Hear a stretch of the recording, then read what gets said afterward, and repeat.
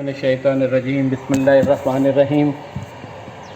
محترم امیر جماعت اسلامی کراچی اور کراچی کے رفقاء عزیز،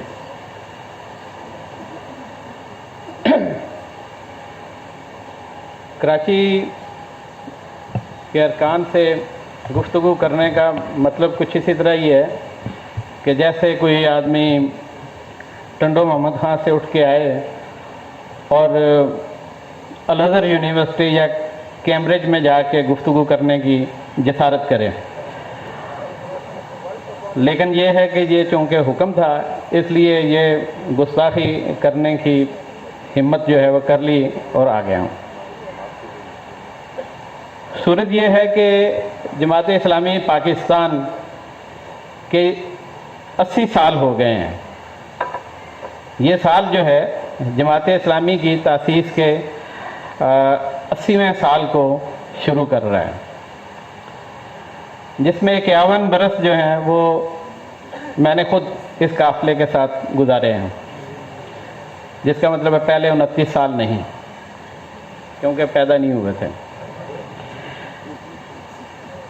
یہ 80 سال جو ہیں یہ بہت اہم ہیں۔ میں نے پہلے بھی عرض کیا تھا کہ ایک شاعر ہے ورجل، رومی تھا، بہت عظیم شاعر اسے گنا جاتے، اس نے ایک کیریکٹر تخلیق کیا اور وہ ہے تو تصوراتی لیکن اس کے اندر حقیقت بہت گہری ہے۔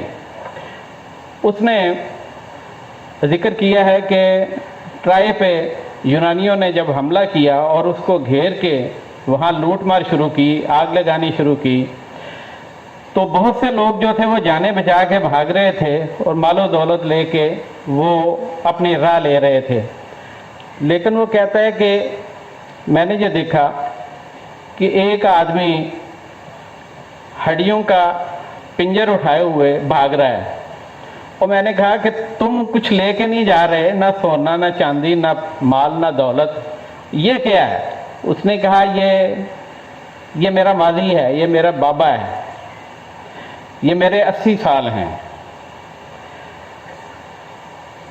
پیسے آ جائیں گے لیکن یہ میرا ماضی واپس نہیں آئے گا، میری دانش جو ہے وہ واپس نہیں آئے گی، اس دانش کی مجھے ضرورت ہے۔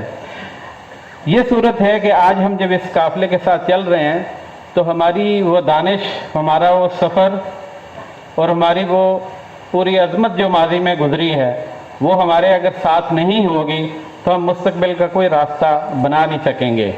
اس لیے اس کی کامیابیوں کو، اس کی ناکامیوں کو، اس کی حسرتوں کو اور اس کے عظیم کارناموں کو بغیر کسی مبالغے کے ہمیں اپنی نظروں کے سامنے ضرور رکھنا چاہیے۔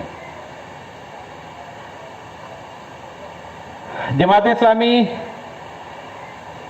متحدہ ہندوستان میں بنی اور اس وقت کا ماحول اگر آپ ذہن میں رکھیں تو بہت عظیم رہنما تھے، بہت بڑے مقرر تھے، بہت بڑی تنظیمیں تھیں۔ 3 بڑی تنظیمیں آپ سمجھ لیں، علماء میں جمعیت علماء لگا لیں، کانگریس بہت بڑی تنظیم تھی، مسلم لیگ بہت بڑی، لیکن اس کے اندر ایک چھوٹا سا پودا جو ہے جماعت اسلامی کی صورت میں بنا، لگایا گیا۔ تحریک خلافت ناکام ہو چکی تھی، تحریک خلافت کے تحفظ کے لیے چلی، مولانا محمد علی جوہر اور بہت سے لوگوں نے کوششیں کی، لیکن آخر کار اس پہ گاندھی جی کا قبضہ ہو گیا اور علماء جو تھے وہ اس کا ضمیمہ بن کے پیچھے رہ گئے۔ پھر ان کے اوپر مالی خیانت کے الزامات لگنے شروع ہو گئے، کچھ افسانے تھے، کچھ بے احتیاطیاں تھیں، نتیجہ یہ ہے کہ وہ اپنی زندگی کے اندر ہی دکھ کا شکار ہوئے، اور اس تنظیم سے ایک مجلس احرار نکلی۔ مجلس احرار نے سوائے تقریروں کے کوئی بڑا کام نہیں کیا۔ دوسری طرف مسلم لیگ تھی، مسلم لیگ میں 3-4 اس کی پالیسیاں تبدیل ہوئیں، اور آخر کار یہ ہوا کہ علماء کرام نے یا دینی لوگوں نے اس کے ساتھ ایک ضمیمے کے طور پہ کام کرنا جو سیکھ لیا۔ جماعت اسلامی کا جب قیام عمل میں آیا تو مولانا نے یہ دیکھا کہ یہ ساری صورتحال جو ہے اس کے اندر مسلمان تو کوئی نہیں، مسلمان کا نام موجود ہے، پیغام کوئی نہیں اور مستقبل کوئی نہیں۔ تو اس کے نتیجے میں انہوں نے ایک جذباتیت سے ہٹتے ہوئے ٹھنڈے دل و دماغ سے لوگوں کو مدعو کیا، اور جب وہ جماعت اسلامی بنی تو ترجمان القرآن 550-600 نکلتا تھا پورے انڈیا کے اندر۔ جماعت اسلامی کی تاسیس کا ایک چھوٹا سا آپ کے سامنے ذائقہ جو ہے وہی رکھ رہا ہوں۔ جو 75 لوگ اکٹھے ہوئے اس کے اندر 20 سال سے کم عمر کا ایک آدمی تھا، ایک لڑکا تھا۔ 21 سے 30 سال کی عمر کے 44 آدمی تھے، 21 سے 30 سال کی عمر، اور 31 سے 40 سال کے 26 تھے، اور 41 سے 50 سال کے 4 تھے۔ میں اس وقت آ کے یہ غور کر رہا تھا، یہی نہیں پنجاب میں بھی اور اپنے رفقا میں بھی 40 سال سے اوپر لوگوں کی تعداد بہت زیادہ ہے۔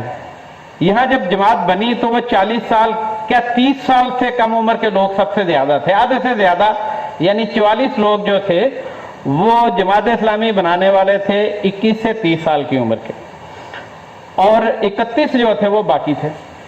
یہاں یہ توازن کا بگڑنا جو ہے یہ بہت بڑا ایک سوال ہے جس میں مستقبل کو ہم دیکھ سکتے ہیں اور اندازہ لگا سکتے ہیں۔ اسی طرح یہ جو تعلیم یافتہ لوگ تھے ان کا بھی ایک آپ کے سامنے عجیب ریشو آئے گا، ایک عجیب اوسط آئے گا۔ ان میں LLB ایک آدمی تھا 75 میں، MBBS 2 تھے، مڈل پاس 2 تھے، FA کے 2 تھے، معمولی تعلیم لکھنا پڑھنا جاننے والے 3 تھے، حکمت طب وغیرہ کے 7 تھے، میٹرک جنہوں نے کیا تھا وہ 8 تھے، MA 9 تھے، دینی تعلیم کا پس منظر سند یافتہ یا غیر سند یافتہ ان کی تعداد 16 تھی، اور BA 25 تھے، جس کا مطلب یہ دینی تعلیمی پس منظر رکھنے والے صرف 16 تھے، اور 59 جو تھے وہ جدید تعلیم کے کسی نہ کسی درجے سے تعلق رکھنے والے تھے۔ یہ ایک بلینڈ تھا، یہ ایک مکسچر تھا جس نے اس کام کا آغاز کیا۔ میں نے محترم میاں طفیل محمد صاحب سے پوچھا کہ آپ جماعت اسلامی کے اجتماع میں آ کے، اچھے بھلے آپ 28-29 سال نئی آپ کی وکالت تھی، آپ چھوڑ چھاڑ کے مولانا مودودی جیسے 38-37 سال کے نوجوان کے پیچھے آ کے کس طریقے سے آپ کھڑے ہو گئے؟ تو آپ نے سوچا نہیں کہ اتنے بڑے انڈیا کے اندر، اتنی بڑی تنظیموں کے اندر جہاں کچھ بھی نہیں ہے، ایک گاؤں سے اٹھتے ہوئے آپ ایک مہاجر حیدرآباد سے آئے ہیں اور ان کے پاس آپ چلے آئے۔ انہوں نے کہا بات اصل میں یہ ہے، یہ مشاہدات میں ان کے انٹرویو میں ہے صفحہ 97 پہ، وہ کہتے ہیں کہ یہ چیز سرے سے ہمارے پیش نظر ہی نہیں تھی کہ ہم کیا کر سکتے ہیں اور کیا نہیں کر سکتے۔ اصل سوال یہ تھا کہ ہمارا فرض کیا ہے اور ہمیں کرنا کیا ہے، کوئی نتیجہ برآمد ہوتا ہے یا نہیں، ہمیں اس سے کوئی بحث یا سروکار نہیں۔ پھر انہوں نے کہا کہ میں نے کبھی مولانا کی شخصیت کو بحیثیت فرد ایسی اہمیت بھی نہیں دی کہ وہ کتب الاقطاب ہیں، کوئی شیخ الشیوخ ہے۔ تو یہ مقصد کی لگن کے ساتھ یہ سوچتے ہوئے کہ کوئی بڑا ہے، کس کے پاس قوت زیادہ ہے، یہ ان لوگوں کے ذہن میں سرے سے تھا ہی نہیں، اور اللہ تعالیٰ نے برکت کیسے دی وہ 5-7 سال کے بعد ہمیں نظر آنا شروع ہو گیا۔ ادھر جماعت اسلامی بنی اور ادھر ساتھ ہی مخالفتیں شروع ہوگی۔ سب سے پہلے آپ دیکھیں گے کہ عجیب صورتحال ہوئی کہ سب سے زیادہ مخالفت مولانا سید سلیمان ندوی، مولانا مناظر حسن گیلانی، مولانا ابجد معاذ دریابادی، ان لوگوں نے سب سے پہلے کہا کہ یہ اسلامی نظام کیا ہوتا ہے، اسلامی نظام، یہ اسلامی تحریک کیا ہوتا ہے، یہ تو تحریکیں تو سیاسی ہوا کرتی ہیں، یہ اسلام کو آپ اس کے اندر تحریف کر رہے ہیں، دین کا مزاج اور دین کا مزاج جو ہے اس کو تبدیل کر رہے ہیں اور جدید اصطلاحیں استعمال کر کے۔ اچھا آج صورتحال یہ ہے کہ اسلامی نظام بھی سب کہہ رہے ہیں، تحریک اسلامی بھی سب کہہ رہے ہیں، اور وہ لفظ جو جن کے اوپر سب سے پہلے ان علماء نے اعتراض کیا تھا وہ آج سب لوگوں کی زبان پہ چڑھے ہیں اور اس معاملے میں کوئی بحث نہیں ہوتی۔ اسی طرح دیوبند کے علماء کا ایک بڑا طبقہ جو تھا اس نے مخالفت کی، انہوں نے جو زبان استعمال کی وہ میں بیان بھی نہیں کر سکتا، آپ نے پڑھی ہوگی۔ اہل حدیث علماء نے کی، سیاسی جو ونگ تھا انہوں نے کیا، وہ بعد میں بھی تھے اور آج بھی۔ پھر ایک مخالفت اندر سے بغاوت کی صورت میں شروع ہوئی، ویسے ہی 5-6 ماہ کے اندر وہ جماعت نے قابو کر لی، لیکن اسی طرح کی ایک بغاوت عام طور پہ ہمارے اندر ایک سسٹم ہمارا موجود ہے کہ کچھ لوگ پورا سال کام کرتے ہیں. ایک تو وہ لوگ ہوتے ہیں جو کام کر رہے ہوتے ہیں, ایک لوگ وہ ہوتے ہیں جو سارا سال یہ سوچتے رہتے ہیں کہ ہم نے احتساب کیسے کرنا ہے, کام کریں یا نہ کریں احتساب کیسے کرنا ہے. یہ ایک مثبت منفی کا ایک عمل ہے جس کے اندر خوبصورتی ہے, اور خوبصورتی کے ساتھ لوگ مسکرا کے ان کے ساتھ سفر کرتے بھی ہیں اور چلتے بھی ہیں. تو یہ ایک سسٹم کے اندر ہمارا چیک موجود ہے. جماعت نے, مولانا نے آغاز میں یہ کیا کہ اسلام کا جو جامع تصور ہے وہ یاد دلایا. ایک بہت غلطی ہم کرتے ہیں گفتگو کرتے ہوئے کہ کریٹ کیا یا ہم نے بتایا نہیں, یاد کرایا. یعنی دین کا جامع تصور جو ہے وہ روایت موجود تھی جو دبی ہوئی تھی, اس کو ری ڈسکور کیا, اس کو تازہ کیا. مولانا مودودی نے خود اپنا کوئی تصور نہیں دیا, یہ کوئی تصور ان کا نہیں تھا, یہ دین کی پوری روایت تھی جس کو انہوں نے تازہ کیا اور بتایا کہ اسلام میں مذہب نہیں ہے, ایک تہذیب ہے, اور اسی کو پیش کیا. اور تہذیب جو ہے اس کے بارے میں آپ نے دیکھا ہوگا کہ آج کل ہوتا ہے یہ تہذیبوں کی کشمکش ہے. تہذیب کے جو بنیادی عناصر ہیں وہ آپ ذہن میں رکھیں. اس کا یہ کہ مرکز رہنمائی ہونا چاہیے. تہذیب کے جو 4-5 بنیادی ستون ہیں, ربط اور تنظیم ہونی چاہیے, ایک معاشرت ہونی چاہیے, علمی اور فکری اثاثہ ہونا چاہیے, اور اس کا رواج, تفریحات اور آرٹ اس کی جو یہ ہونی چاہیے. یہ ان چیزوں سے بنتی ہے. جماعت اسلامی نے ان 5 ستونوں کو زیر بحث لائی اور ان کی تعمیر کے لیے کوشش کی. تنظیمی اعتبار سے یہ تنظیم عجیب و غریب تنظیم تھی. اس سے پہلے یہ ہوتا تھا کہ کوئی بڑا آدمی جو ہے وہ لوگوں کو بلاتا تھا, تقریر پرجوش تقریر کی, لوگوں کو ابھارا اور لوگوں کو کہہ دیا جان لڑا دو.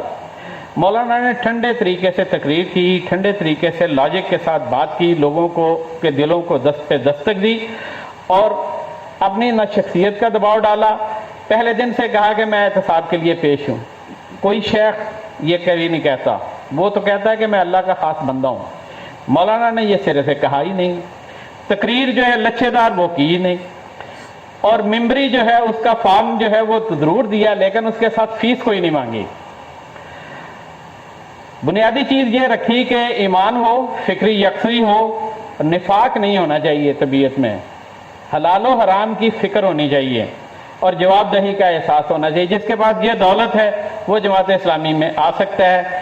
اور وابستگی جو تھی اس کو شیخ سے, مرشد سے وابستگی استوار کرنے کے بجائے کہا کہ کاغذ کے اس ٹکڑے کو پڑھو اور اللہ سے عہد کرو. یہ ایک اتنی بالکل نئی چیز تھی جو کسی پارٹی کے اندر نہیں تھی, دینی حلقوں میں بھی نہیں تھی. یہ مولانا نے دیا اور رکنیت کا معیار رکھا کہ فرد وہ بنے گا رکن جس کا ذہن پختہ ہوگا, جو ان چیزوں کے بارے میں سوچ لے گا. کیونکہ انہوں نے شروع سے یہ کہہ دیا کہ جماعت اسلامی کی رکنیت کوئی اعزاز نہیں ہے, یہ ذمہ داری ہے. یہ کوئی نشان ادر نہیں ہے کہ میں رکن ہوں, لگا لیا اور اس کے بعد وہ کہے کہ میں رکن ہوں, دیکھو میرے ساتھ کیسے میں جا رہا ہوں. کمٹمنٹ جو ہے اس کو نبھانے کے لیے انہیں کہا, اور یہ کہا کہ آپ نے چلنا ہے اور کارکنوں کو ساتھ لے کے.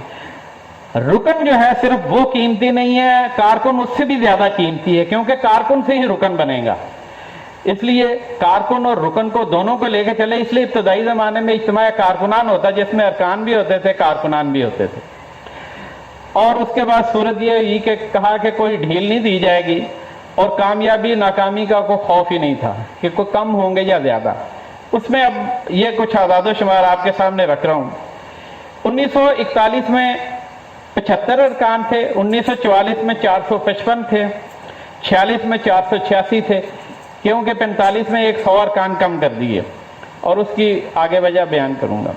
اگست میں جب پاکستان بنا تو کل ارکان 625 تھے, جن میں 240 انڈیا میں رہ گئے اور 385 پاکستان میں آ گئے.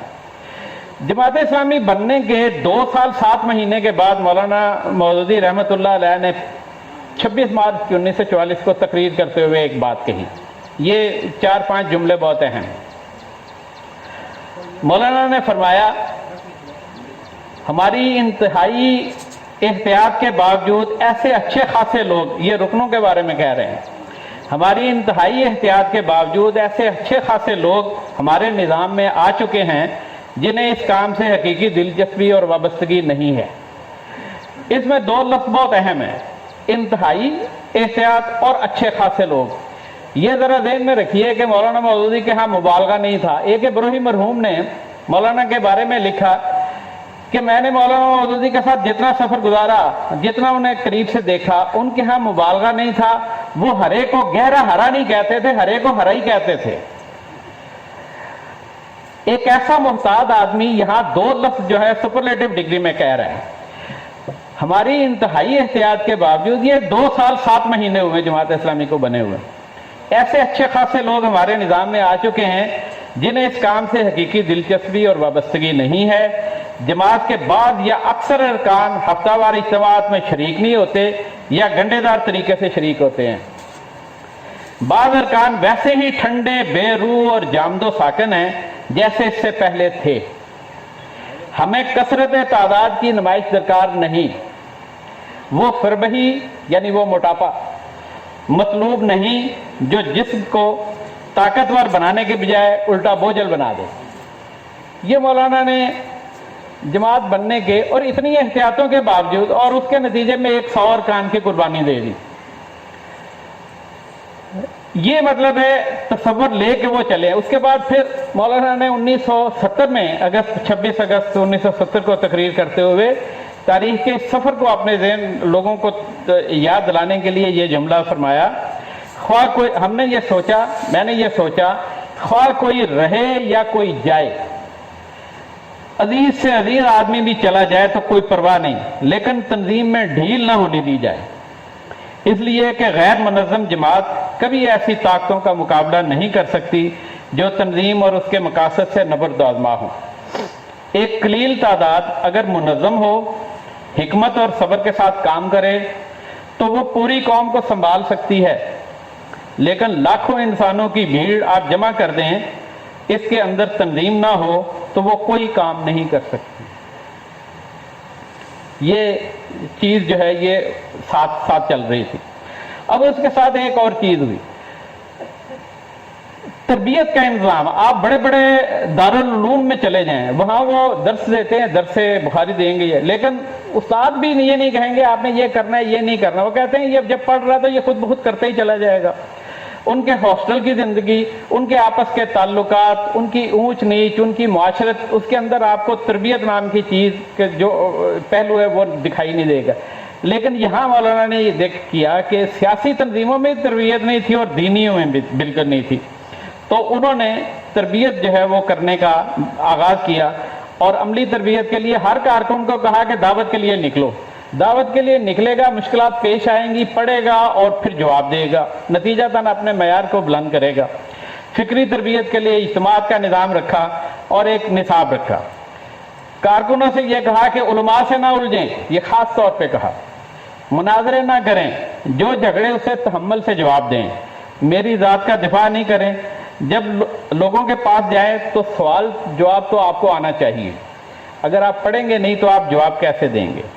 اور پھر ساتھ یہ فرمایا کہ دعوت جو ہے سب کے لیے ہے اور سب لوگوں کا ایک ماضی ہے، اس کے ماضی کو ہرٹ نہیں کریں، اس کے زخمی نہیں کریں، اور ان کے ساتھ اچھے طریقے سے دعوت جو ہے پیش کریں۔ ان کا قبیلہ ہے، برادری ہے، ان کی پرانی پارٹی ہے، تو ایسے سلیقے سے بات کریں کہ وہ توجہ سے سن سکیں۔ حضرت مسیح علیہ السلام کا قول ہے، وہ مچھلیاں پکڑنے والوں ادھر آؤ، میں تمہیں بندے پکڑنے والا بناتا ہوں۔ تو یہ دراصل انہوں نے مچھلیاں پکڑنے سے مراد یہ ہے کہ دنیا کے پیچھے بھاگنے والوں، دنیا ادھر آؤ، میں تمہیں انسان جو ہے وہ پکڑنے کا اور ان کو ساتھ لے کے چلنے کا راستہ جو ہے دکھاتا ہوں۔ اس کے ساتھ تنظیم جو تھی اس کے اندر جواب دہی کا احساس مولانا نے دیا، اور یہ بتایا کہ کارکن جو ہے، کارکن اور رکن بنیادی قوت ہیں، اور جو امیر ہیں، امیر حلقہ ہو، ضلع ہو، امیر جماعت ہو، امیر صوبہ ہو، وہ مینیجر ہے، وہ سب کچھ نہیں ہے، مینیجر نے مینیج کرنا ہے صرف۔ اصل قوت جو ہے وہ ورکرز ہیں، جنہوں نے پوسٹر بھی لگانے ہیں، مار بھی کھانی ہے، کام بھی کرنا ہے، لوگوں تک دعوت بھی تو وہ مینیج کرتا ہے۔ تو اگر کارکن یہ سمجھے کہ یہ سارا کام اس کا ہے جو لیڈر ہے، تو اس کے نتیجے میں وہ کام جو ہے وہ ظاہر ہے وہ نہیں ہو سکتا. اسی لیے فساد جو ہے وہ تنظیم کے اندر پیدا ہوتا ہے جب یہ کہا جاتا ہے کہ امیر جماعت کے بیان کے ساتھ ہی سارا مسئلہ حل ہو جانا ہے. تو امیر جماعت نے اگر مسئلہ ہی حل اسی سے کرنا ہے تو وہ ایک تقریر کرنے کے بعد کر دے. کارکن کا کام کیا باقی رہ گیا؟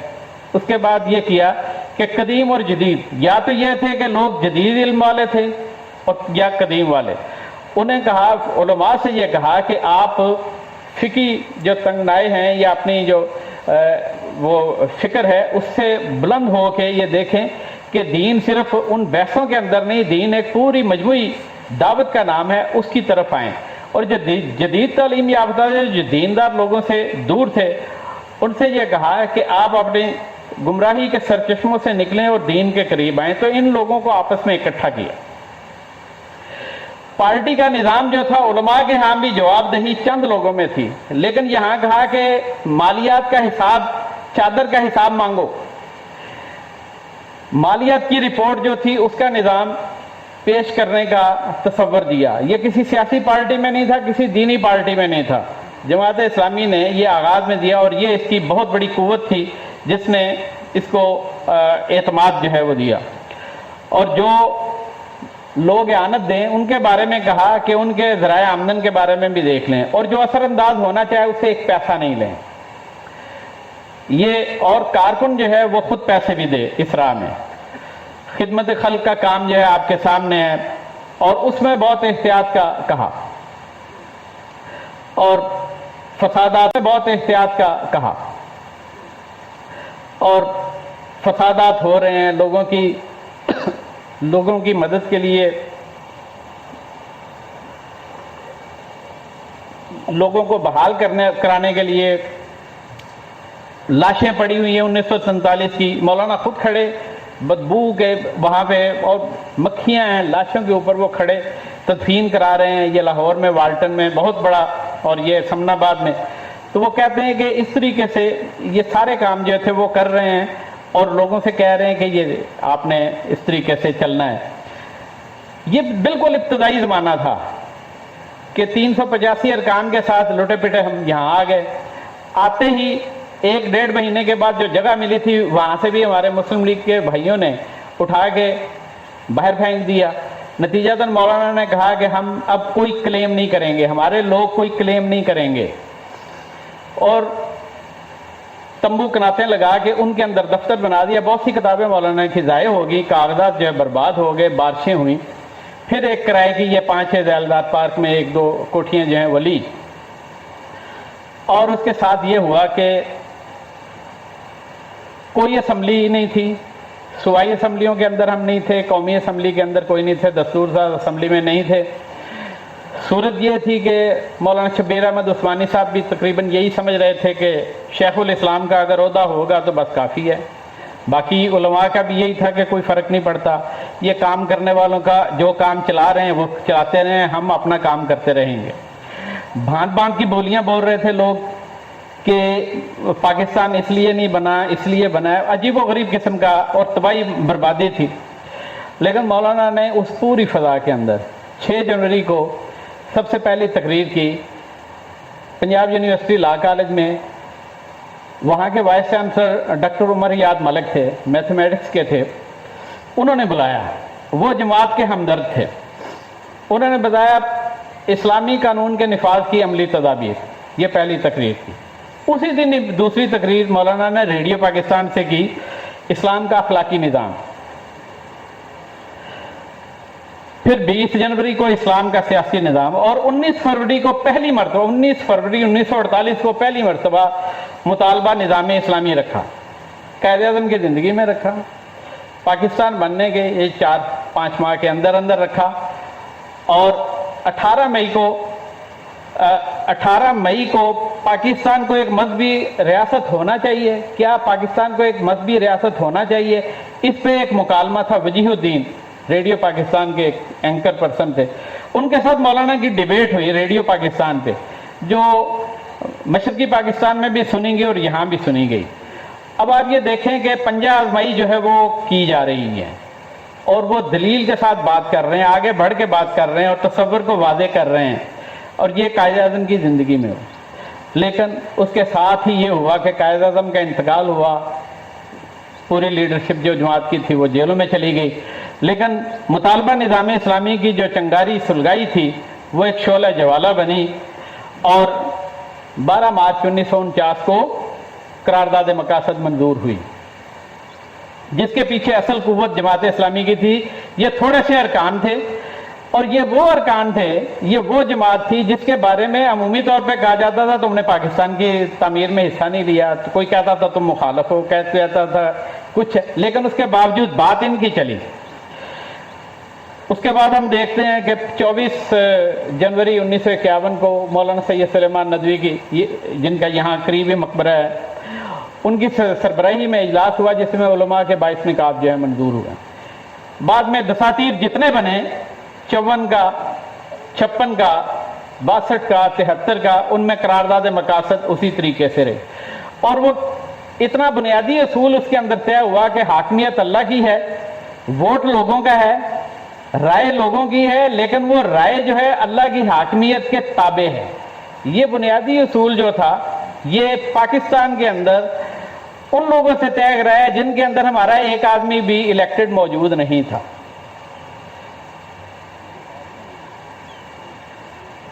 ادھر یہ صورتحال ہوئی، اور پاکستان کے اندر پہلے میں نے عرض کیا کہ کتنے لوگ تھے جو جماعت کی مخالفت 5 مہینے کے بعد شروع ہوئی۔ جب پاکستان بنا تو 8 رکنی ایک اتحاد وجود میں آیا جس نے قدم پد قدم پہ رکاوٹیں کھڑی کی۔ ان میں ایک جاگیردار تھے، دوسرے کمیونسٹ تھے، تیسرے سیکولر تھے، چوتھے سرکاری ملازم تھے، فوجی ہوں یا سول، جہاں جہاں بھی تھے۔ علماء کرام کا ایک بڑا طبقہ تھا، منکرین حدیث تھے، قادیانی تھے، اور پسماندگان تحریک پاکستان تھے۔ ان 8 نے مل کے ایسا ناطقہ بند کیا کہ پاکستان بننے کے صرف 3 ماہ کے بعد جماعت کے اخبار جو ان پہ پابندیاں لگنی شروع ہو گئی۔ کوثر بند ہوا، تسنیم بند ہوا، ترجمان پہلے بند ہوا، ترجمان دوسری مرتبہ 64 میں بند ہوا، اس طریقے سے۔ اور اس کے ساتھ ایک عجیب بات ہے، آج ہم تصور نہیں کر سکتے کہ ترجمان القرآن کسی کنٹونمنٹ ایریا میں داخل نہیں ہو سکتا تھا۔ یہ 70 تک رہی یہ صورتحال، ایوب خان کے جانے تک ترجمان القرآن وہاں نہیں جا سکتا تھا، تسنیم نہیں جا سکتا تھا۔ جن لوگوں کے پاس آتا تھا، حتیٰ کہ ریلوے کے لوگ جو تھے، جن کا جو معمولاً لوگوں سے ملتے ہیں، ان تک بھی اگر جاتا تھا تو انہیں شو کاز نوٹس جو ملتے تھے، میں نے خود شو کاز نوٹس دیکھے ہیں جن میں لکھا ہے کہ تم ترجمان القرآن کیا تمہیں نے نوکری رکھنی ہے کہ نہیں رکھنی، اسے بند کرو جائے۔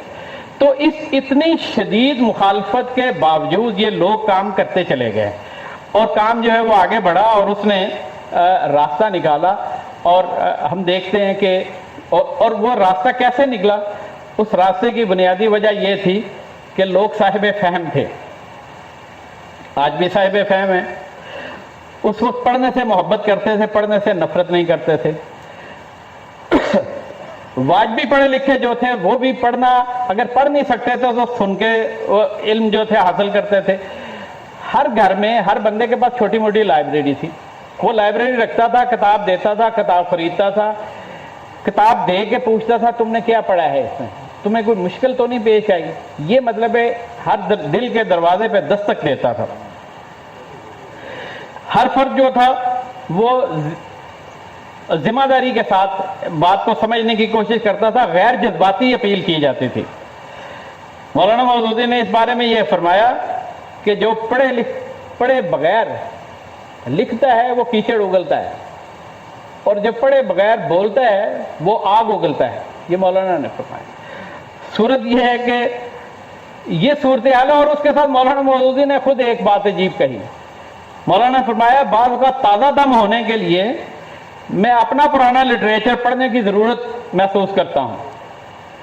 مولانا اپنی کتابوں کو وہ کہتے ہیں میں خود اپنے آپ کو انرچ کرنے، اپنے آپ کو تازہ دم کرنے کے لیے اپنی ہی چیزوں کو پڑھتا ہوں۔ اور میاں طفیل محمد صاحب نے ہمیں گفتگو کرتے ہوئے انٹرویو میں بتایا کہ حقیقت یہ ہے کہ کارکن کو متحرک کرنے اور عمل پر ابھارنے والی چیز ہمارا بنیادی لٹریچر ہے۔ اگر آپ رودات جماعت اسلامی اول دوم ہی کو ایک مرتبہ پڑھ لیں تو آپ کے اندر ایک عجیب قسم کی تازگی آئے گی، اس کے بعد یہ صورت ہوئی کہ علمی خدمات کے لیے ایک لوگوں کے اندر ایک جذبہ پیدا ہوا. جب انہوں نے یہ دیکھا کہ چیلنج یہ ہے، دعوت یہ ہے، ذمہ داری یہ ہے، ایمان کے تقاضے یہ ہیں، جواب دہی یہ ہے، تو پھر یہ ہوا کہ ہر فرد جو ہے تھا وہ تھنک ٹینک بن گیا. لوگوں نے اپنی مرضی سے اپنے میدان چنے اور ان میدانوں میں اپنی مرضی سے کام شروع کر دیا. مولانا نے بہت کم 2-4 افراد سے زیادہ کسی سے نہیں کہا کہ تم یہ کام کرو، باقی لوگوں نے اپنی مرضی سے طے کیا کہ میں نے یہ کام کرنا ہے، اور اس میں یہ سمجھا کہ یہ اسلام پہ حملہ نہیں، یہ مجھ پہ حملہ ہے، یہ جماعت پہ حملہ نہیں، یہ مجھ پہ حملہ ہے، یہ میرے ملک پہ حملہ نہیں، مجھ پہ حملہ ہے. ہر آدمی جس کے وہ پتھر لگے تو وہ اس کا جواب دینے کی کوشش کرتا ہے، اسے گالی اسے پڑے تو گالی کا جواب اچھے طریقے سے یا برے طریقے سے دینے کی کوشش کرتا ہے، لیکن وہ ان نوٹس نہیں جاتی چیز. لوگوں نے، جماعت کے کارکنوں نے یہ سمجھا کہ اسلام، تحریک، ملت میں ہوں. دوسری جنگ عظیم میں یہ ہوا، ڈیگال نے بہت برے طریقے سے فرانس کو تباہ کر دیا تھا جرمنی نے، تو ڈیگال نے کہا میں فرانس ہوں. اس نے دفاع کیا اور فرانس کو آزاد کرا لیا. جماعت کا کارکن کہتا تھا میں جماعت ہوں، میں اسلام ہوں، میں اسلام کا سفیر ہوں. اور اس کے نتیجے میں ہم نے دیکھا کہ عمارتیں نہیں تھی. یہ ادارہ نور حق تو 1977 کے لگ بھگ کہیں یہ خریدا گیا. اس سے پہلے چھوٹی سی بلڈنگ یہ کرائے پہ آرام باغ ہوتی تھی. لاہور جماعت اسلامی کا دفتر 1992 میں پہلی مرتبہ خریدا. 92 تک جماعت اسلامی لاہور جو تھی وہ کرائے کے مکانوں کے اندر رہتی تھی. نہ عمارتیں تھیں، نہ اور کچھ چیزیں تھیں، لیکن یہ ہے کہ لوگ اپنے طور پہ کمیٹڈ تھے. الحاد، فرقہ واریت، اجتماعی معاملات میں فقہی مسائل ہر چیز پہ لکھ رہے تھے اور لوگوں کی رہنمائی کر رہے تھے. لوگوں کی فکری رخ تبدیل کر رہے تھے، ان کے سوچنے کا انداز تبدیل کر رہے تھے. اور آپ یہ دیکھیں کہ کتنے رسالے صرف ادب ہی ادب کے تھے. ادب جو ہے جس کے اندر افسانے، ناول، ڈرامہ، یہ وہ چیزیں، شاعری تھی، وہ یہاں پہ ترقی پسندوں کا ادب تھا جس کے اندر دین بیداری تھی، فحاشی تھی، لچرپن تھا، الحاد تھا. لیکن اس کے مقابلے میں جماعت نے مشیر، چراغ راہ، فران، یسرب، جہان نو کتنے تھے، اور وہ خود بخود ہی لوگ لکھ رہے تھے اور ہر چیز کا جواب دے کے ایک پورا نظام جو ہے وہ ادب کا لوگوں کے سامنے پیش کر رہے تھے. پھر فکری سطح کے اوپر لٹریچر جو موجود ہی نہیں تھا وہ کریٹ کیا. آپ دیکھیں کہ صرف چراغ راہ نے 4 سال کے اندر 1959 سے لے کے آپ دیکھیں کہ 4 سال کے اندر اسلامی قانون نمبر 2 نکالے، اسلامی نظریہ پاکستان نمبر نکالا 1960 میں، تحریک اسلامی نمبر، اور اس کے بعد سوشلزم نمبر جو تھا اس نے وہ پورا رخ تبدیل کر دیا جو اشتراکیت کا تھا. اور یہ میکسیمم کام، زیادہ سے زیادہ کام جو ہے یہ کراچی میں ہوا. لاہور میں جو تھا وہ ترجمان القرآن تھا اور مرکز تھا، لیکن جو فکری کام تھا اس ساری چیز کا مرکز کراچی تھا. چودھری غلام محمد مرحوم، ان کے لیے ہر کارکن کو، ہر رکن کو روزانہ دعا میں انہیں یاد رکھنا چاہیے. یہ پودا انہی کا لگایا ہوا ہے. وہ ایک ریلوے کے ایک اسٹیشن پہ ایک کلرک تھے، بکنگ کلرک تھے، لیکن یہ کہ ان کا ویژن اتنا وسیع تھا کہ انہوں نے یہاں پہ پنجہ آزمائی کر کے پوری اسمبلیاں جو تھی ان کے ارکان کے ساتھ رابطہ رکھ کے ان کو کیا.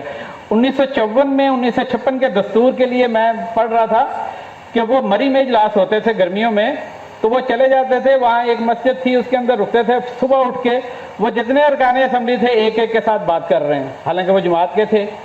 لوگ جو تھے مسلم لیگ کے تھے، ان کو قائل کر رہے ہیں، بنگال کے لوگوں کو قائل کر رہے ہیں چودھری غلام محمد صاحب. کبھی کسی وکیل کو ساتھ لے رہے ہیں، کبھی کسی دوسرے کو لے رہے ہیں. یہاں سے گاڑی میں بیٹھے سیدھے وہاں پہنچ گئے پنڈی، وہاں سے بس میں ہوتے ہوتے. تو کہنے کا مطلب یہ ہے کہ ان لوگوں نے فکری چیلنج کا جواب دیا اور اپنے ایک ایک زندگی کے لمحے کو استعمال کیا. اسی زمانے میں ختم نبوت کا مسئلہ ہوا، ہنگامے برپا تھے پنجاب میں، یہاں کراچی میں تو نہیں تھے. تو بہرحال ختم نبوت کے مسئلے میں بھی ایک علماء نے ایک عجیب طریقے سے اس کو کیا کہ یہ ختم نبوت نہیں مانتے، حالانکہ ختم نبوت پہ مولانا نے لکھا پھانسی کی سزا مولانا کو ہی، جو تقریریں کرتے رہے ان میں کسی کو سنانے کی ضرورت فوجی عدالت نے محسوس نہیں کی۔ اس سے بھی بڑا فتنہ جو تھا وہ پرویزیت کا تھا، انکار حدیث، انکار سنت، کہ بس قرآن ہے، جو قرآن میں جو لکھا ہے وہی ہے، باقی تو تاریخ ہے۔ جیسے ابھی جاوید صاحب جو ہیں وہ غامدی صاحب کہتے ہیں حدیث جو ہے یہ تاریخ ہے، سنتیں چند ہیں 28 یا 29 یا 30، بس باقی تو کوئی نہیں، باقی تو یہ سب ہسٹری کی کتابیں ہیں۔ تو اس کا جواب جو ہے وہ دیا، اور اس کے نتیجے میں وہ فتنہ جو تھا اس کو دفن کر کے رکھ دیا۔ اچھا یہ جو چیزیں ہیں یہ میں نے تو چند جملوں میں کہہ دی، اور آپ نے چند مطلب لمحے خرچ کر کے ان کو سن لیا۔ یہ اتنا بڑا کام ہے، آج چونکہ ہمیں چیلنج دکھائی نہیں دے رہا اس لیے ہمیں لگتا ہے کہ کچھ بھی نہیں ہے، لیکن حقیقت یہ ہے کہ یہ لٹریچر علماء کی طرف سے نہیں تھا، یعنی جتنا دیکھا، اور اگر تھا تو اسے کوئی سمجھ نہیں سکتا تھا کیا کہہ رہے ہیں، وہ لمبے لمبے حوالے تھے، حوالے کا کوئی نتیجہ نہیں نکلتا تھا۔ لیکن ان لوگوں نے لکھ کے، اور مولانا مودودی نے اپنی زندگی میں ترجمان القرآن کا ایک ہی نمبر نکالا ہے، منصب رسالت نمبر، صرف ایک نمبر نکالا ہے، کشمکش کے تو ہوئے وہ اس طرح کی، لیکن اسی ایک نمبر نے انکار حدیث کے پورے فتنے کی جڑ کاٹ کے رکھی۔ اسی طریقے سے ثقافتی تبدیلی جو ہے وہ کی، ماحول، لوگ جیسا میں نے کہا کہ تہذیب کے بنیادی عناصر میں ایک کلچر ہے، ماحول ہے، ماحول پورے کا پورا جماعت اسلامی کا بنا۔ یہ جس طریقے سے آپ بیٹھے ہیں یہ عام علماء کی مجلس میں اس طرح کوئی آدمی بیٹھ سکتا ہے اس ڈسپلن کے ساتھ، اس گرمی کے ساتھ، اس عمر کے ساتھ، گھٹنے بھی درد کر رہے ہیں لیکن آپ تو آرام سے بیٹھے ہوئے ہیں۔ یہ مطلب ہے یہ ادب، آداب، صفائی ستھرائی، سلیقے سے، ترتیب سے بات کو سننا، ترتیب سے بات کہنا، پوری بات کہنا، یہ کلچر پورا دیا۔ لطیفے نہیں، پھکڑ پن نہیں، شعر و شاعری نہیں، لاجک سے بات ہے، پوری بات کریں، اور انداز، جلسوں کی ترتیب جو ہے وہ تبدیل کر دی۔ جلسے جو ہوتے ساری ساری رات ہوتے تھے، جلسوں میں ایک مقرر یا دو مقرر پوری بات کریں گے۔ مولانا تو جلسوں کے اندر لوگوں کے سوالوں کے جواب کے سوال بھی انوائٹ کرتے تھے، وہ لوگ سوال کریں اور اس کا جواب دیں۔ مخالفین پہ تنقید ایسی نہ کریں کہ جس کا کل ان کا سامنا ہو تو شرمندگی ہو۔ اپنے مقررین کو شروع میں یہ تھا کہ باقاعدہ اجازت نامہ دیا جاتا تھا کہ یہ باہر جا کے تقریر کر سکتے ہیں۔ وجہ یہ تھی کہ وہ ایک پورا ماحول بنانا چاہتے تھے کہ یہ ذمہ دار لوگوں کی تنظیم ہے، یہ ذمہ دار لوگ ہیں، جو کہتے ہیں اس کا انہیں جواب دینا ہے، جو لکھتے ہیں اس کا جواب دینا ہے۔ اب اندازہ لگائیے کہ ابتدائی زمانے کے رفقا نے، مجھے تو خود ملک غلام علی صاحب نے، چودھری غلام جیلانی صاحب نے، اور پروفیسر عبدالمجید صدیقی، 1972-73 کی بات ہے، مجھے لکھنے کا ایسی شوق تھا، تو مجھے تینوں نے الگ الگ کہا، میں حیران ہوا۔ انہوں نے کہا کہ آپ جو بھی لکھیں گے یہ آپ کا نہیں ہے، اس کی ذمہ داری پوری جماعت کی ہے، اس لیے لکھنے کے بعد ایک یا دو آدمی ایسے ضرور ہونے چاہیے کہ جن کے سامنے سرنڈر کرو اور وہ جو کہہ دیں پھر اس کو مان لو۔ یہ جو لکھو گے اس کے جواب دہ سب ہوں گے، یہ اپنی چیز نہیں ہے، یہ ہم جو سوچتے ہیں، جو کہتے ہیں، یہ پورا بوجھ ہے جسے لے کے چلنا ہے۔ تو یہ جو احساس تھا، اس لیے مولانا نے اپنی کوئی بھی تحریر کتاب جو ہے وہ ڈائریکٹ نہیں لکھی، سوائے مسئلہ قادیانی مسئلہ کے۔ مولانا کی ہر تحریر، تفہیم سے لے کے ہر تحریر جو ہے وہ ترجمان القرآن میں چھپی ہے، تاکہ اس کے حسن و قوا پہ، اس کی منفی مثبت جو چیز ہے اس کے اوپر بات ہو جائے، لوگ اپنی رائے دیں، اس کے بعد اسے ریوائز کر کے کتابی شکل میں دیں۔ تو یہ جو چیز ہے کہ ہمارا کوئی ذاتی نہیں ہے، ہم ذاتی طور پہ جماعت کے ہیں، تحریک کے ہیں، اسلام کے ہیں، لیکن ہماری کوئی انا نہیں، ہم نے کسی نہ کسی ایک جگہ کے اوپر ذمہ داری کے ساتھ چلنا ہے۔ تو یہ جو چیزیں ہیں، احترام ہے، بچوں کا احترام ہے، کارکنوں کا احترام ہے، سب کو ساتھ لے کے چلنے کا۔ اس کے ساتھ آپ دیکھیں گے کہ دینی، آج آپ کو عجیب چیز لگے گی، یہ بھی خواتین کے اندر کام کا تصور ہی نہیں تھا۔ مولانا اشرف علی تھانوی صاحب نے کہا لڑکیوں کو لکھنا پڑھنا نہ سکھاؤ، اس لیے کہ یہ عشقیہ خطوط لکھا کریں گے، یہ لکھا ہوا ان کے مواعظ میں لکھا ہوا۔ مسئلہ یہ ہے کہ عورتوں کا ایک تو یہ تھا، اور دوسرا یہ تھا کہ درس قرآن دینے کا تصور ہی نہیں تھا کہ عورت اور عورت درس قرآن دے، اس کا بھی کوئی تصور نہیں تھا۔ مولانا نے 26 مارچ 1944 کو تقریر کرتے ہوئے فرمایا، عورتوں کو اپنے ساتھ لے کر چلنا ہے، عورتوں کی اصلاح کے بغیر ہماری اصلاح نامکمل ہے۔ اپنے گھروں کو مسلمان بنائے بغیر ہم دنیا کو مسلمان نہیں بنا سکتے۔ یہی وجہ ہے کہ جب پاکستان بنا تو صرف 5 ارکان تھی جماعت اسلامی کی، ایک مولانا کی اہلیہ، ایک امین حسن اصلاحی صاحب کی اہلیہ، ایک نصر اللہ خان عزیز صاحب کی اہلیہ، ایک نیّر بانو، اور اس طرح یہ 5 خواتین تھیں جو رکن تھی۔ اس کے بعد صورت یہ ہوئی کہ 15 فروری 1948 کو حلقہ خواتین کا قیام عمل میں لائے، اور اس وقت ایک بنیادی جو جملہ ہے مولانا نے فرمایا، اور وہ بنیادی طور پہ اس پوری کام کی بنیاد بنا۔ وہ کہا کہ عورتیں مردوں کا ضمیمہ نہیں، ان کی پوری شخصیت ہے، یہ جواب دہ ہیں، یہ دین کے حوالے سے اپنا انہوں نے جواب جب خود دینا ہے تو انہیں کام بھی خود کرنا چاہیے۔ تو اس وقت یہ حلقہ خواتین جو ہے وہ اس کا قیام عمل میں لایا، اور حلقہ خواتین نے ایک اپنے طریقے سے، پہلے شروع میں تو رفتار اس کی کم رہی، لیکن انہوں نے جس طریقے سے کام کیا، ان کی اخوت ایک عجیب قسم کی اخوت ہے جو مردوں کی اخوت نہیں ہے۔ بچوں کے اوپر توجہ جس طریقے سے وہ دیتی ہیں، مرد جتنے بھی ارکان ہیں ان کی وہ فکر مندی اپنے بچوں کے بارے میں نہیں، اپنی فیملی کے بارے میں نہیں۔ آپ دیکھیں گے قرآن سے جو تعلق خواتین کا ہے، معاملات کے بارے میں جتنی خدمت خلق کے حوالے سے قربانی دینے کا جذبہ جتنا ان خواتین میں ہے، یہ مردوں میں نہیں، ہم خود دیکھتے ہیں، اپنے گھروں میں دیکھتے ہیں۔ تو یہ مطلب ہے خواتین کے اندر ایک بالکل نئی چیز، اور درس قرآن کے بے شمار حلقے اور کتنے دورہ قرآن آپ دیکھتے ہیں رمضان میں چل رہے ہیں، تو یہ مولانا نے ایک کیا۔ اس سے پہلے بہشتی زیور تھا، صرف وہی خواتین کے لیے شادی کے موقع پہ ایک قرآن پاک اور ایک بہشتی زیور دے کے لڑکی کو مطلب رخصت کیا جاتا تھا، وہ پڑھے یا نہ پڑھے لیکن بہشتی زیور لے جائیں، اس سے بہشت میں جائیں گے۔ یہاں کا بہشتی زیور نہیں، ہر آدمی کو بہشت کا راستہ خود تلاش کرنا ہے۔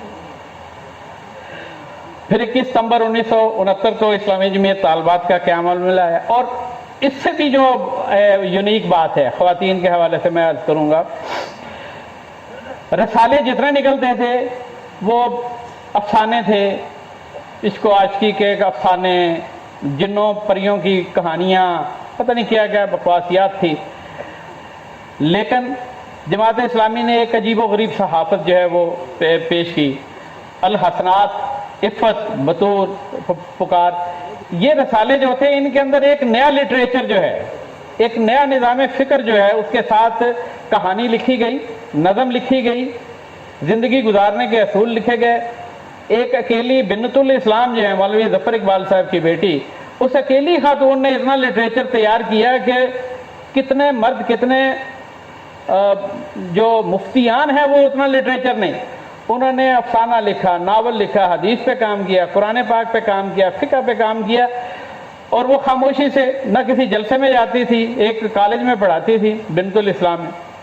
اب آپ یہ اندازہ لگائیں کہ یہ کتنی بڑی تبدیلی تھی، اس تبدیلی کے اثرات پوری سوسائٹی پہ ہیں۔ اب باقی لوگ بھی کر رہے ہیں، میری دکان، کوئی دوسرا دین کا کام کرے گا، میری دکان بیٹھ جائے گی، تو اس پہ مولانا نے بڑے سخت الفاظ بیان کیے۔ تو ہمیں خوشی ہوتی ہے جب کوئی دوسرا دین کا کام کرتا ہے، اور اس کے ساتھ بچوں، عورتوں کی ہی رہنمائی میں بچوں کا ایک رسالہ نکلا، نور۔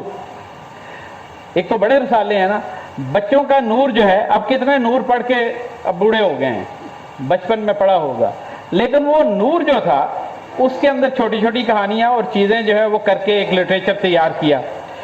اور بڑی عمر میں جب ہم پہنچے تو یہ ساتھی، اب کراچی کا ساتھی اکیلا جو ہے وہ اگر 1 لاکھ کے قریب ہے، 70,000 لاکھ کے قریب، تو ہونا تو یہ چاہیے کہ فکر مندی یہ ہونا چاہیے کہ اسے کم از کم 10 لاکھ تو ہونا چاہیے۔ تو یہ مطلب ہے یہ چیز ہے۔ اس کے بعد طلبہ میں کام کیا،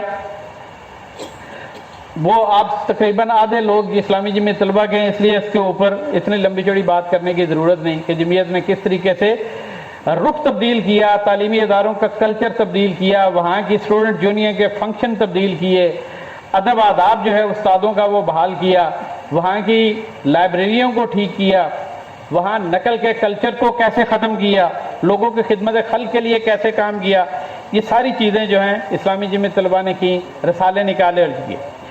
اور اس کے بعد تعلیم و تدریس کا ایک میدان ہے جس کے اندر جماعت نے بے پناہ کام کیا۔ اسلامی نظام تعلیم کی اصطلاح اس سے پہلے نہیں تھی۔ اسلامی نظام تعلیم کا مطلب یہ ہوتا تھا کہ یہ دینی مدارس کا جو نظام تعلیم ہے اس کو اسلامی نظام تعلیم کہتے، ویسے اصطلاح بھی نہیں تھی۔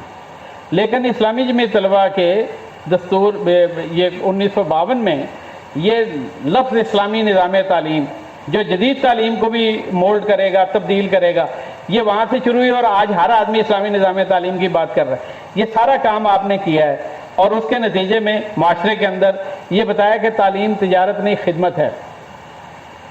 تعلیم سے تبدیلی کرتے ہوئے لوگ تبدیل کیے، لوگ بنائے۔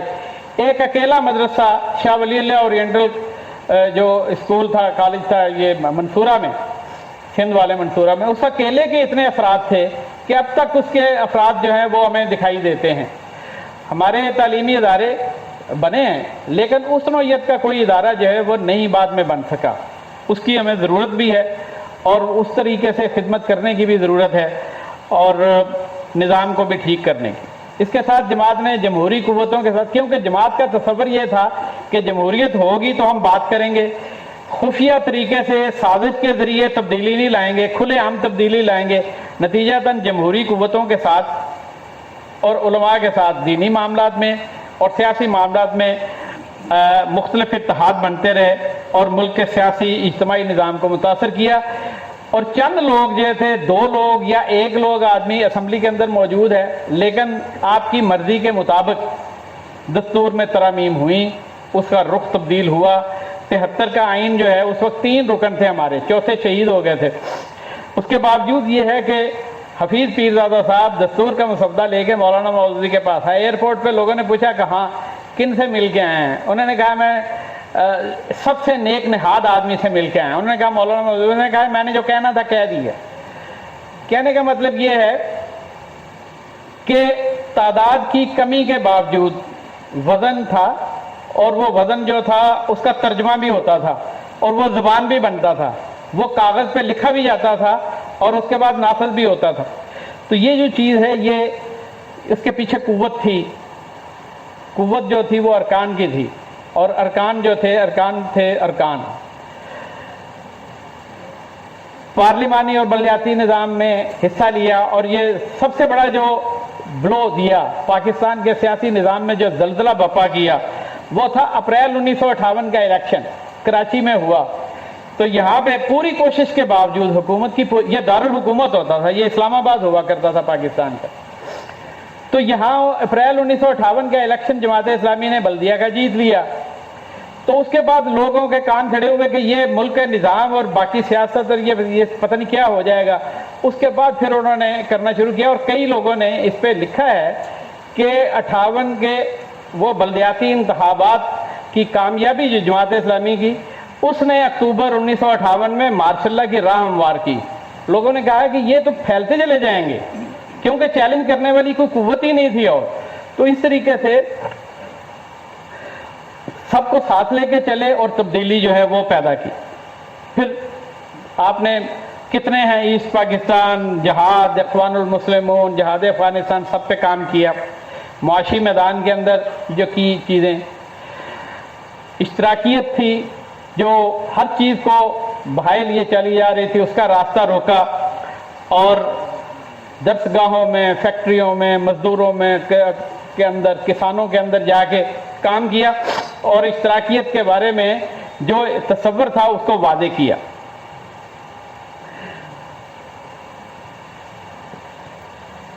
اس وقت جو میں آپ کے سامنے ایک چھوٹی سی چیز رکھنا چاہوں گا، اس وقت انڈیا کا ایک چھوٹا سا صوبہ ہے، اس کا نام ہے کیرالہ، یہ ساؤتھ میں ہے۔ جب انڈیا کے نقشے کو دیکھیں، یہ نیچے جو ہے چونچ بنی اس میں ہے، وہاں آبادی جو ہے وہ لوگ تو پڑھے لکھے ہیں 99%۔ جماعت اسلامی کا پرچہ ہے، اس کا نام ہے مدھیامم، وہ گلف سے بھی نکلتا ہے، وہاں ایڈٹ ہوتا ہے، اس کی اشاعت 3 لاکھ ہے، چھوٹے سے ایک، اور لکھنے والے جو ہیں ان کے عملے کے اندر ہندو بھی ہیں، پالیسی جماعت کی ہے، وہ مزدور ہیں، ورکر ہیں. اور اس کے ساتھ یہ کہ وہاں کی قیادت جو ہے پوری جماعت اسلامی ہند کو، وہ ساری ساؤتھ سے مل رہی ہے. یعنی ایک کونا، جیسے پاکستان کا ایک کونا کراچی ہے، جیسا کہ میں نے عرض کیا کہ اس سے پہلے جتنی قیادت تھی، فکری قیادت جتنی تھی، وہ کراچی سے ملتی تھی. اسی طرح پورے انڈیا کی جماعت کو جو قیادت ہے وہ ساری کی ساری ساؤتھ سے ملتی ہے. جہاں اللہ تعالیٰ نے دانش بھیجی ہے، جہاں لوگوں کو عقل دی ہے اور اسے وہ مینج کریں، تو اس کے نتیجے میں باقی لوگوں کو وہ خون جو ہے تیار کر کے پمپنگ کر سکتے ہیں اور وہ پورے وجود کو ٹھیک کر سکتے ہیں. تو اس اعتبار سے یہ جو مثال ہے، اس کو اگر ہم سامنے رکھیں، ایک چھوٹا سا واقعہ. اور اس کے بعد یہ ہے کہ انہوں نے 19 زبانوں میں ترجمہ قرآن کیا. اس سے پہلے کسی ایک زبان میں ترجمہ نہیں تھا. آپ یہ اندازہ لگائیں کہ ہندی کا بھی پہلے ترجمہ جو ہے وہ جماعت اسلامی نے کیا. مولانا محمد فاروق صاحب نے، حیات ہے، ہماری ملاقات ہوئی ہے، تو انہوں نے سب سے پہلے ہندی میں ترجمہ کیا قرآن پاک کا. قرآن پاک کا ہندی ترجمہ 19 زبانوں میں ترجمہ جماعت اسلامی نے کیا. انڈیا کی جماعت اسلامی کیونکہ بنی تو لاہور میں ہی تھی.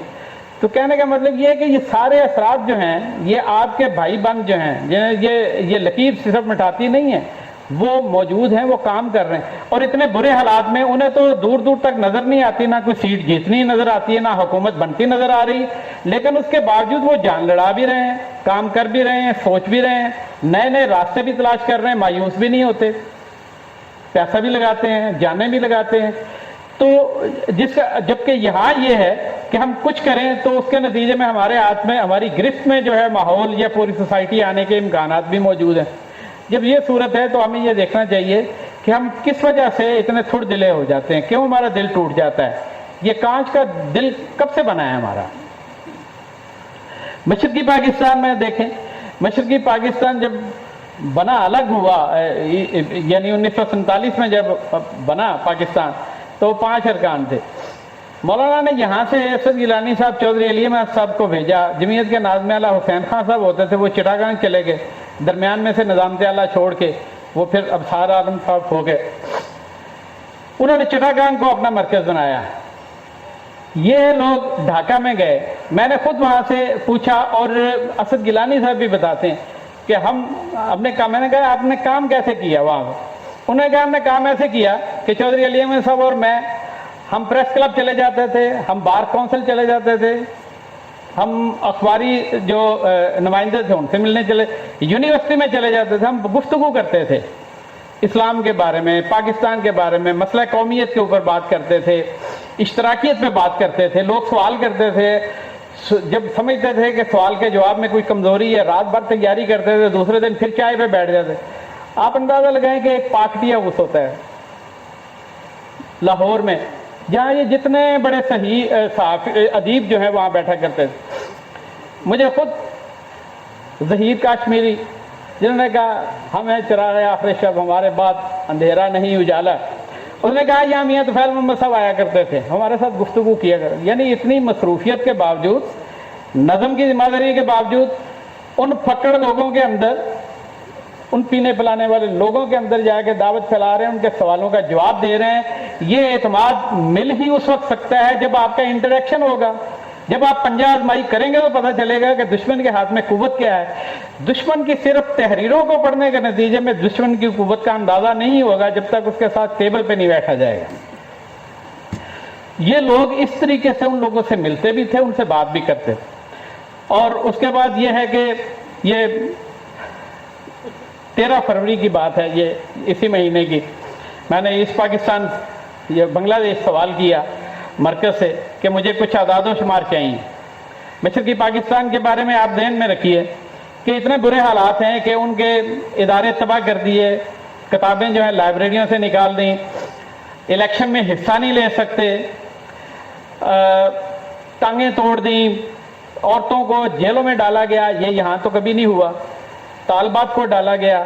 لیکن اس کے باوجود، اتنی مشکل حالات کے باوجود، وہاں آبادی 16-17 کروڑ ہے، ہماری 22 کروڑ ہے.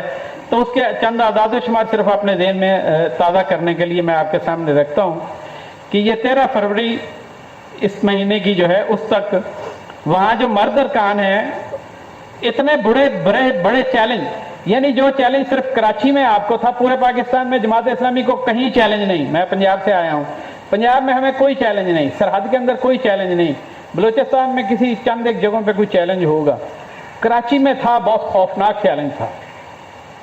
इस दफ्तर पे हमले का खतरा रहता था, आग लगने का, लूट मार का, घरों से लोग उठाए जाते थे। लेकिन वहाँ इससे भी ज़्यादा सख्त, क्योंकि रियासत जो है, यहाँ तो ये था एक वो कबीला आके वो करता था, वहाँ पूरी रियासत ने कानूनी तौर पे लोगों के जीना दोबर कर दिया। उसके बावजूद सूरत ये है कि वहाँ मर्द अरकान की तादाद 42,561 है, हमारे अरकान की कुल 22 करोड़ की आबादी में 35,596 है, 35,600 समझ लें। वहाँ ख़वातीन की तादाद 2,237 है, यहाँ 5,435 है। ये वाहिद हमारे यहाँ हल्का ख़वातीन की तादाद उनसे डबल है। इस्लामी जमीयत तलबा के वहाँ जो अरकान हैं उनकी तादाद 6,577 है। और आप तसव्वुर नहीं कर सकते कि वो जमीयत के लड़के जो हैं वो आम लोगों से भी ज़्यादा मुश्किल हालात से गुजर रहे हैं। और यहाँ हमारे अरकान की तादाद 1,758 है, वहाँ 6,577 है। और उनका रुकनीत का निसाब और मयार जो है कई दर्जे सख्त है, ये ध्यान में रखिए। वहाँ की जमीयत तालबात के अरकान जो है वो 983 हैं, 1,000 समझ लीजिए, और यहाँ 243 हैं, 250 समझ लीजिए। मतलब है कि वहाँ चारों तरफ से घिरे हुए, दूर दूर तक कोई इम्कान नहीं, पाबंदियाँ लग चुकी हैं, उसके बावजूद परवाने हैं कि कुशां जो है बढ़ते चले जा रहे हैं और अपनी जान भी पेश कर रहे हैं, अपना माल, अकल, दानिश सब कुछ जो है कुर्बान करने के लिए उमड़ रहे हैं। ये दानिश से ये बात आ गई कि दानिश जो है किसी कौम या किसी कबीले, किसी तहरीक की सबसे कीमती जो चीज़ है वो दानिश होती है। लोग आ जाते हैं, वो भी कीमती होते हैं, लेकिन अल्लाह ताला जब दानिश उठा ले, फिक्र उठा ले, तो वो कौम भी बांझ हो जाती है, वो तहरीकें भी चली जाती हैं। इसलिए दानिश, और दानिश बाद का तो अफराद होते हैं चंद, लेकिन अफराद चले जाते हैं। जब अफराद चले जाएं तो उसे अदालती फहम के साथ, अदालती सतह के ऊपर उस दानिश को इकट्ठा करना चाहिए। मगरब का ये पूरा निज़ाम इसी तरीके से चल रहा है। वहाँ हिकमत वाले लोग नहीं है, लेकिन उन्होंने इदारों के ज़रिए उस दानिश को इकट्ठा किया और उस चलाया। तो ये अदालती सतह के ऊपर दानिश जो है वो कैसे इकट्ठी करनी है, ये हमारा बहुत बड़ा सवाल है। और उसमें ये आती उसी वक्त है जब मुताले में वसत हो, मुकालमे और दलील की कुव्वत हो, आदमी के हाथ में किरदार की अजमत हो और अमल की जुर्रत हो। जब ये चीज़ें होंगी, जुर्रत होगी तो आप पंजा आजमाई करेंगे, दलील होगी तो बात करेंगे, इल्म होगा तो किसी से जाके मुकालमा होगा।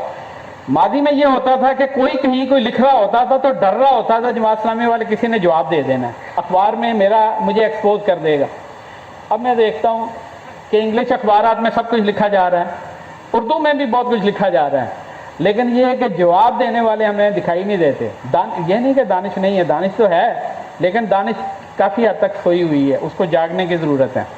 अगर ये नहीं जागेगी तो ये देख लीजिए कि जो कामयाबी हासिल हुई है करारदाद मकासद की और दसातीर के अंदर उसको रखने की और हाकमियत इलाहिया की, ये वापस हो सकती है। ये इसकी चौकीदारी हम ही को करनी है। हम अगर बेदार होंगे तो ये रहेगी।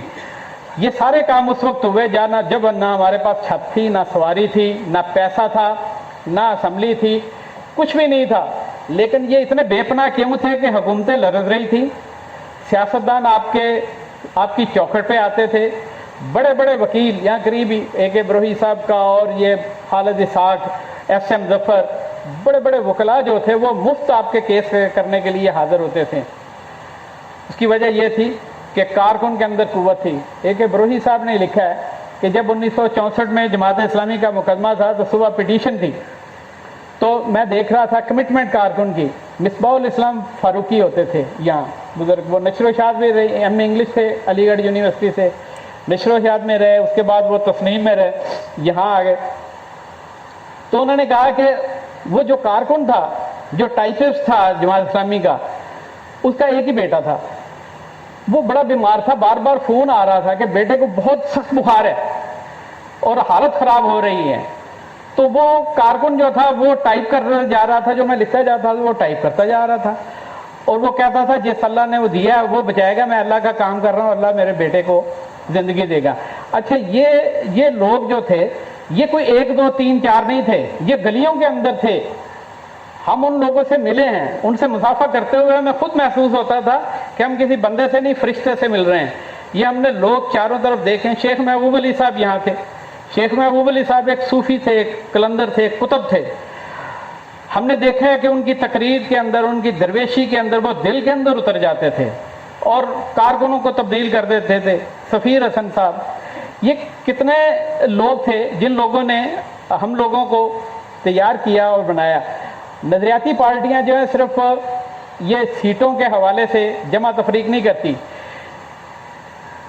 نظریاتی پارٹیاں 2 مرتبہ صرف کامیاب ہوئی ہیں ریاستی سطح پہ۔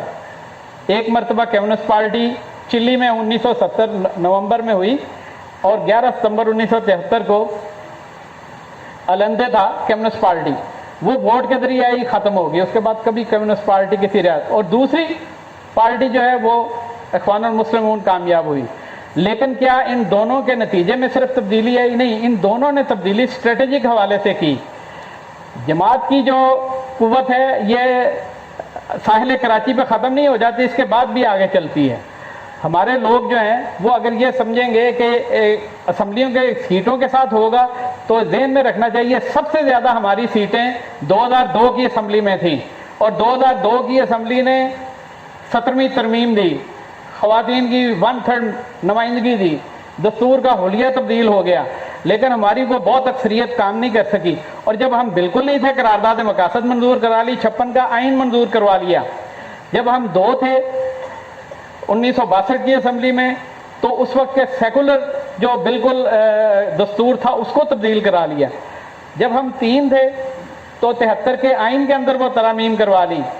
جب ہم بہت زیادہ تھے تو دستور کی چیز، اس کا مطلب ہے کہ اسمبلی کی اگر سیٹیں نہیں آتی یا آتی ہیں تو اس کے بارے میں پریشان نہیں ہونا چاہیے، کوشش ہونی چاہیے۔ اگر اس کی پریشانی کے ساتھ رہیں گے تو سمجھنا چاہیے ہم اسٹریٹجک یا نظریاتی پارٹی نہیں ہے، ہم جمع تفریق کرنے والے کیلکولیٹر پکڑے ہوئے لوگ ہیں، اور کیلکولیٹروں سے کبھی نہ انقلاب آیا ہے نہ تنظیمیں آگے بڑھی ہیں۔ کیلکولیٹر کو خدا کے لیے آپ بند کریں۔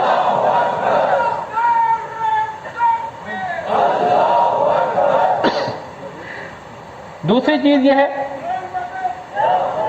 دوسری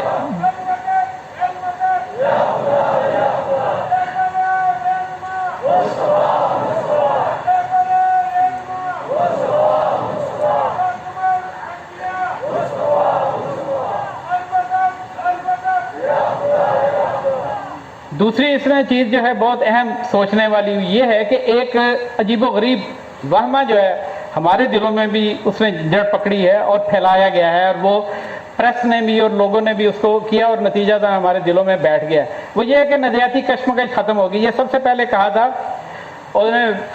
یوکوہاما نے، اس نے کہا کہ اینڈ آف دا ہسٹری ہے، نظریاتی بحث ختم ہو گئی ہے، اینڈ آف دا ہسٹری۔ اب ہسٹری میں صرف جمہوریت اور سیکولرزم کا دور ہے۔ یہ سب سے بڑا مغالطہ ہے۔ اصل میں کشمکش کا دور ختم نہیں ہوا، کشمکش کی نوعیت تبدیل ہوئی ہے۔ ہمیں یہ دیکھنا چاہیے کہ اب جو ہے وہ ماضی کی نسبت زیادہ خطرناک ہے سیکولرزم۔ سیکولرزم کو جاننا، پہچاننا، اس کی حکمت عملی کو جاننا۔ سیکولرزم ایک عجیب چیز ہے کہ وہ خود ہمارے اندر بھی جڑ پکڑ چکا ہے۔ کئی حوالوں سے ہم کئی معاملات میں خود بھی محسوس کرتے ہیں کہ ہم کہیں سیکولر تو نہیں ہو رہے۔ اس لیے سیکولرزم کو سمجھنا، جاننا، اور اس کے جو منابع ہیں ان کے اوپر حملہ کرنا، ان کو ایکسپوز کرنا، یہ بہت بڑا چیلنج ہے۔ جب تک ہم اس چیلنج کو نہیں سمجھیں گے، آج کے دور میں اپنا ریلیونس، اپنا تعلق یا اپنی وابستگی اور چیلنج کا جواب دینے کی صلاحیت پیدا نہیں کر سکیں گے۔ میں اس گفتگو کے بالکل آخر میں آ کے مولانا مودودی کی ایک چھوٹا سا اقتباس آپ کے سامنے بیان کروں گا، اور اس کے بعد اس پورے پرسپیکٹو کو، پوری کہانی کو آپ ذہن میں تازہ کر لیجئے۔ مولانا نے فرمایا، یہ ایک لفظ مولانا کا لکھا ہے، یہ 25 اکتوبر 1963 کی بات ہے، لاہور کے اندر اس تقریر کے دوران گولی چلی تھی۔ یہ جب تقریر مولانا کے لاؤڈ سپیکر کوئی نہیں تھا، مکبر سے تقریر چھاپ کے لوگوں کو دے دی، کچھ کچھ فاصلے پہ لوگ پڑھ رہے تھے اور آواز جا رہی تھی۔ مولانا نے کہا میرے عزیز ساتھیوں، اللہ کے دین کے لیے جس کو کام کرنا ہو اس میں دو صفتیں ضروری ہونی چاہیے، ایک صبر، دوسرے حکمت۔ صبر کا تقاضا یہ ہے کہ آپ کی راہ میں جو رکاوٹ بھی ڈالی جائے اس پر نہ تو مشتعل ہو کر آپ ذہن کا توازن کھو دیں اور نہ دل شکستہ ہو کر اپنے مقصد کے بجائے رکاوٹ ڈالنے والے کا مقصد پورا کریں، بلکہ ہر رکاوٹ پیش آنے پر آپ کا عزم جوں کا توں قائم رہنا چاہیے اور جذبات کی گرمی سے اپنے دل و دماغ کو محفوظ رکھ کر آپ کو وہ راہ اختیار کرنی چاہیے جو حکمت کے مطابق ہو۔ حکمت یہ ہے کہ آپ بس ایک ہی لگی بندی راہ پر آنکھیں بند کر کے چلنے کے عادی نہ ہوں، بلکہ آپ میں یہ صلاحیت ہو کہ ایک راستہ بند ہوتے ہی 10 دوسرے راستے بر وقت نکال لیں۔ جسے اللہ نے حکمت اور صبر دونوں سے نوازا ہو وہ جوئے رواں یعنی نہر، وہ جوئے رواں کی طرح ہوتا ہے جس کی منزل کوئی چیز بھی کھوٹی نہیں کر سکتی، چٹانیں منہ دیکھتی رہ جاتی ہیں اور دریا کسی اور طرف سے اپنی منزل کی طرف بہہ نکلتا ہے۔ یہ آج کے چیلنج کا جواب ہے، آج کے چیلنج کا سوال ہے۔ یہ سوالیہ نشان جو ہے وہ ہم سے سوچنے، سمجھنے اور عمل کی راہیں تلاش کرنے کا تقاضا کرتا ہے۔ اگر ہم صرف چند چیزوں کے اوپر اپنے آپ کو مایوس کر کے بیٹھ جائیں تو اس کے نتیجے میں ہم دشمن کا کام تو کریں گے، اپنا کام نہیں کریں گے، جو کمٹمنٹ ہم نے کی ہے اس کا تقاضا پورا نہیں کریں گے۔ اللہ تعالی ہمیں اس بات کو سمجھنے کی کوشش دے، توفیق دے اور اسے پورا کرنے کی صلاحیت عطا فرمائے۔ وآخر دعوانا الحمدللہ رب العالمین۔